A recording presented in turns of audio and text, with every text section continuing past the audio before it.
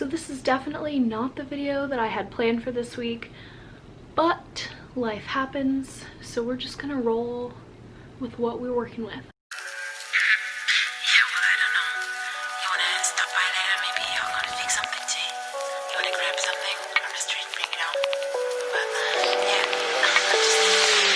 Hello everyone, and welcome back to my channel. In case you guys haven't noticed, I am not in the van this week because the van is in the shop yet again.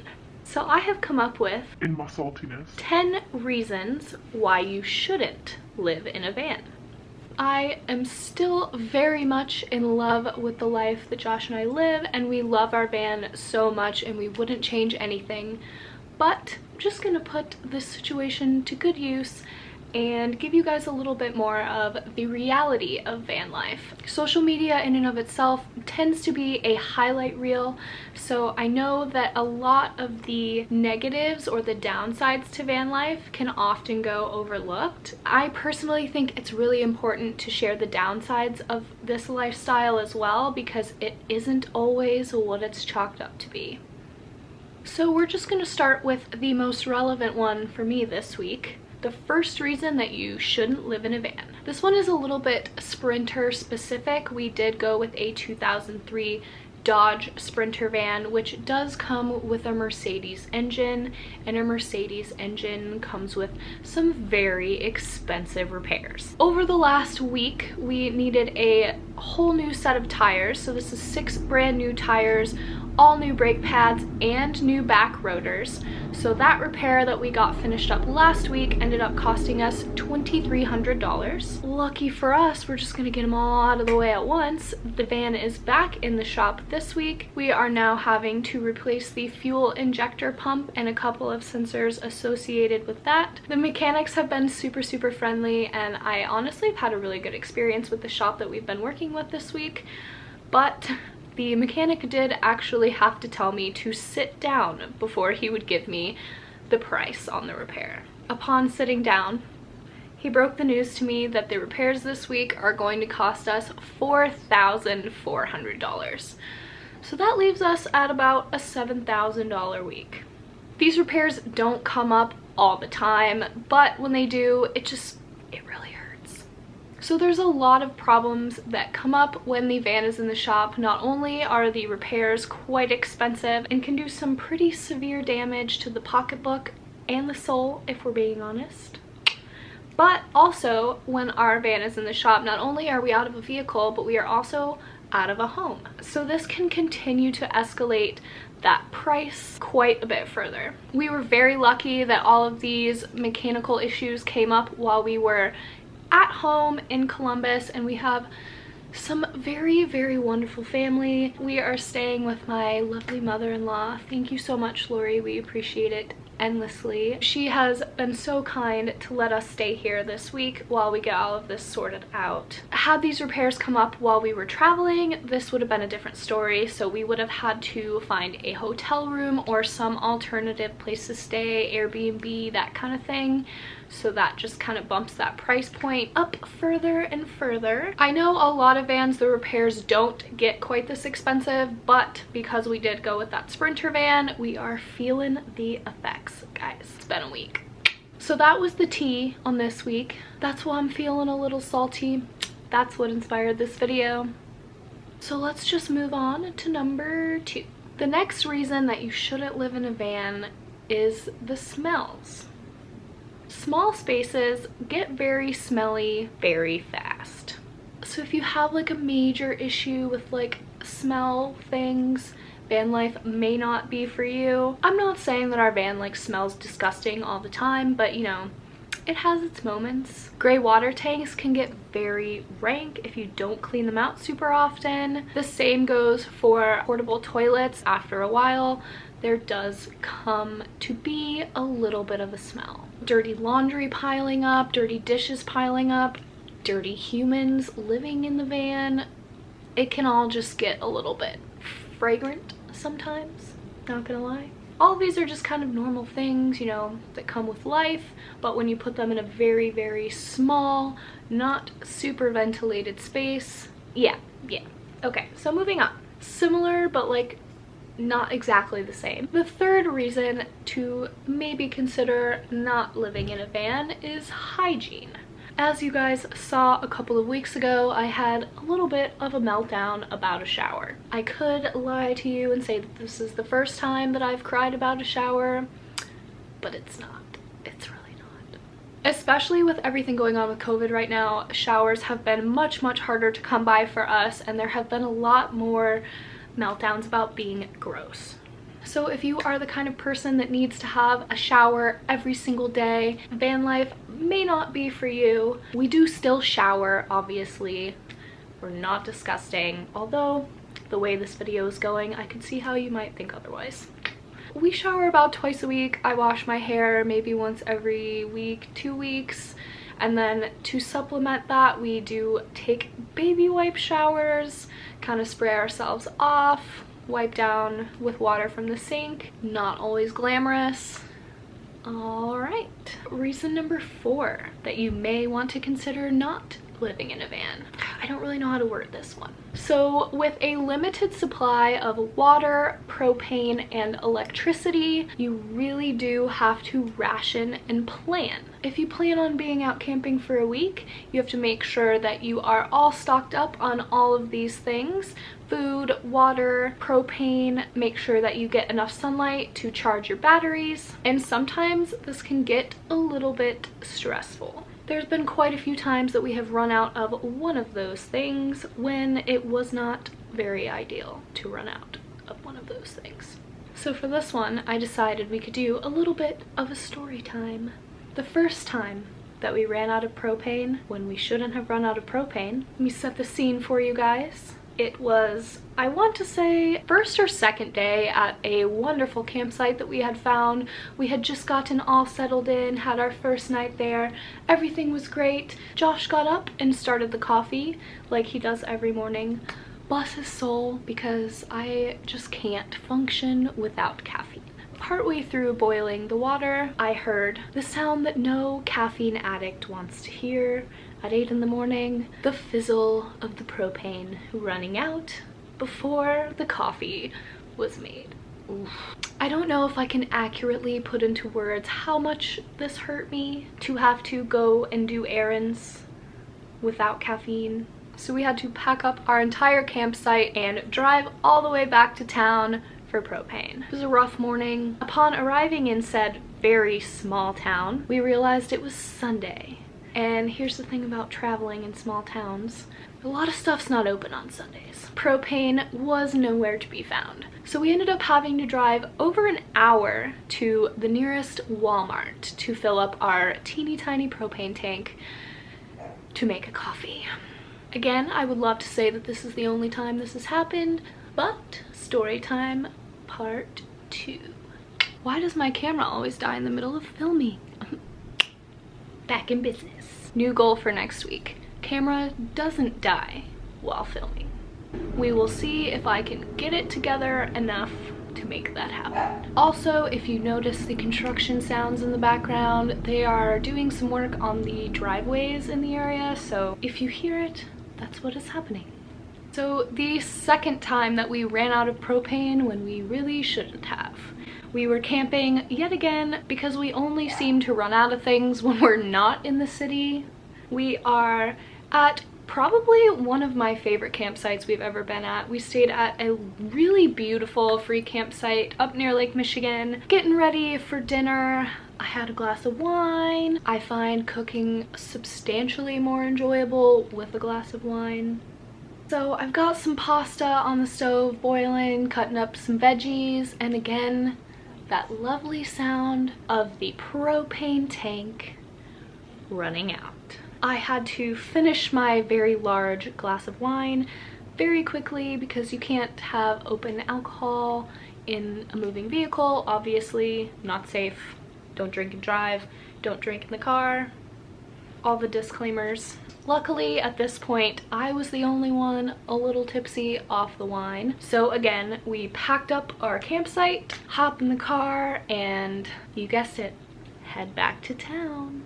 Luckily, this time, town was much closer and town was open, so we were able to find propane. We had previously had a 11-pound propane tank that we just got refilled, and the town that we were in did not refill propane tanks, but they only like swap out like the big propane tanks that you use for grills. So we now are the proud owners of 2 propane tanks, and one is very, very much way too large. I feel like finding those giant like grill propane tanks is not super difficult, so maybe it all worked out for the best, and then we just have our little tiny propane tank filled up and stored appropriately in case we run out again. We won't have to go anywhere because we just have an extra tank. We get the new propane tank. Since we did not yet have it secured, I had to ride in the back of the van on the floor, bear hugging the propane tank to make sure it didn't slide around and, you know, like explode or something crazy. I should mention that throughout this entire trip there and back, there is a half-cooked pot of now very soggy pasta on the dashboard. So hopefully moving forward we're smart enough to, you know, make sure everything's topped off before we try and go camping, but I wouldn't put it past us to end up in one of these situations again. It is really just the most annoying thing ever. Huge pain in the butt. Reason number 5 that you shouldn't van life is personal space. This may seem fairly obvious that, you know, like we live in a small space, that we don't get a lot of personal space, but I have been asked about this quite a few times in the past, like how we deal with being around each other so much and so closely all the time. For us, this really doesn't seem to be a huge issue. I really like him, so spending a lot of time with him doesn't really bother me. And even if we are like together, we are not always doing things together, if that makes sense. In this regard, I just think it's really important to communicate with whoever you're van lifing with, establish some healthy boundaries, and just make sure that you are able to meet your needs, get creative. If things do get a little bit heated argument-wise, one of us usually will step outside for a few minutes. Fresh air is really never a bad idea in that situation anyway. So we've just had to become much more efficient communicators, which I think has honestly really helped our relationship a lot over the past couple of years living in vans. So yeah, if you're really big on personal space and me time without anyone else around, that is something to consider before moving into a van. All right, number 6.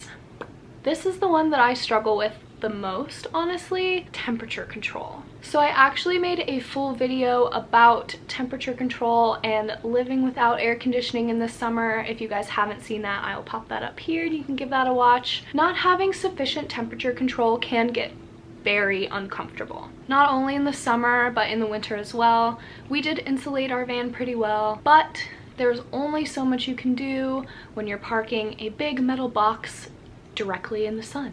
It gets pretty hot. So in the summer, I find myself not wanting to cook because turning on the stove when it's already ridiculously hot in the van just doesn't sound good. So I spend a lot more money on takeout in the summer. I spend way too much money on iced coffee in the summer. I'm not even sorry. I love iced coffee. On the flip side, winter in the van is my least favorite thing ever. Being hot, I can manage. Being cold, not so much. I really hate the cold. How I ended up in Ohio, I'm not really sure. That's another story. In the winter, I do have a tendency to like hole up in bed. I do have a pretty thick down comforter that we use in the winter to stay warm and a little propane heater. But getting out of bed in the winter to the ice cold air and the really freezing cold hardwood floors in the van is just not very pleasant. We have grown accustomed to not having temperature control, so we've learned how to make it work, but I definitely will say it sucks sometimes, like a lot. Just another thing to keep in mind if you guys are considering van life: comfort is not always going to be easily accessible. The next reason to maybe consider not living in a van is the mess. Number 7, by the way. I don't know what it is about a tiny space. It can be spotless 1 second and then I could probably just blink and it looks like I have set off an explosive in my van. Things get very cluttered very quickly.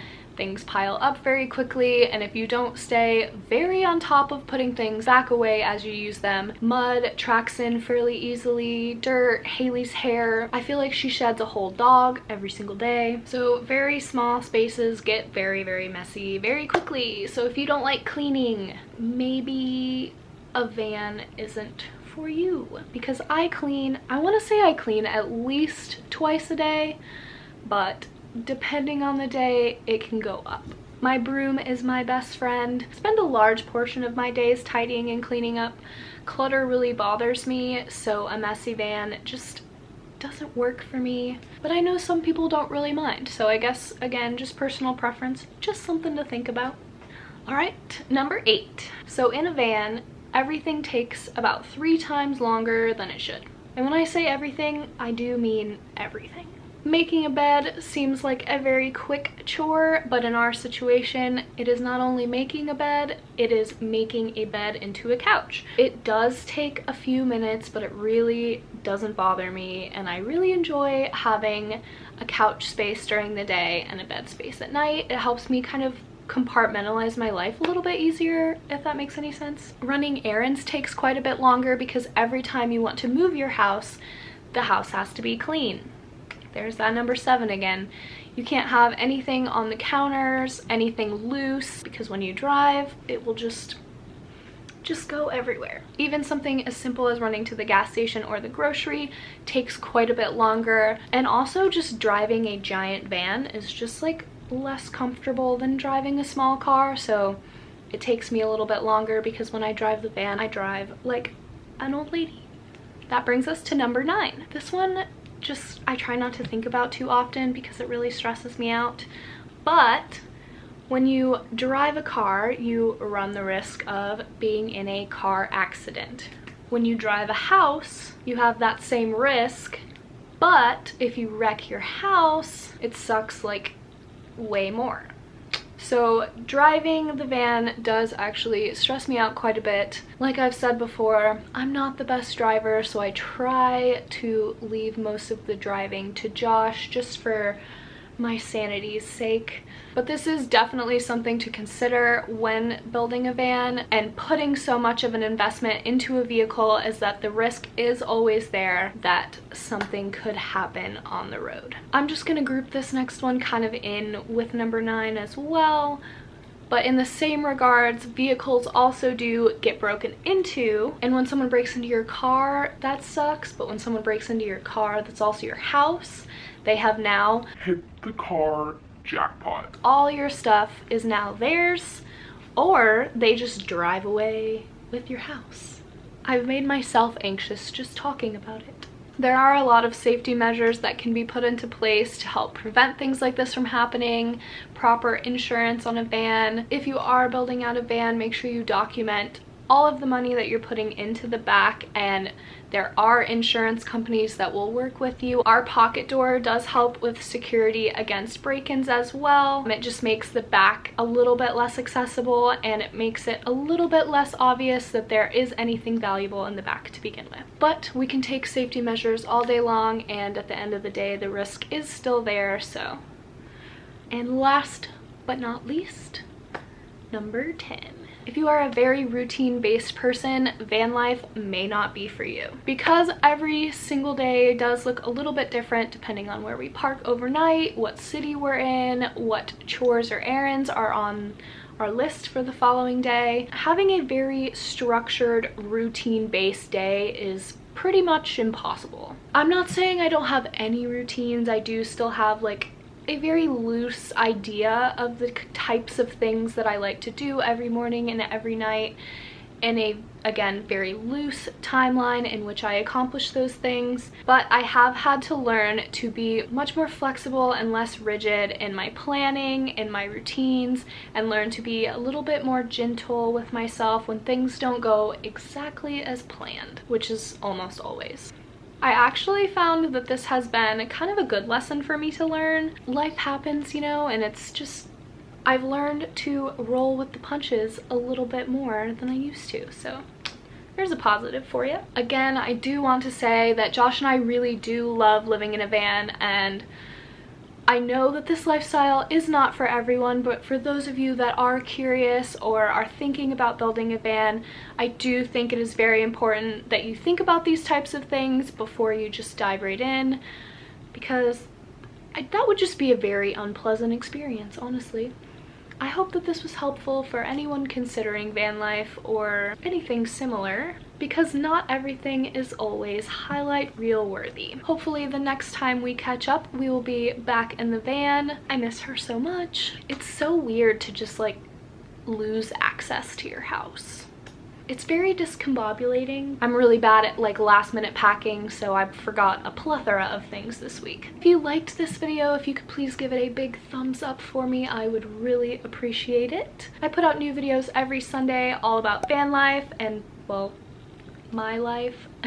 If you guys are interested in more videos like this one or have any specific questions for me regarding van life or anything of the sort, please pop them in the comments below. I would be more than happy to have a chat with you guys. See you next week.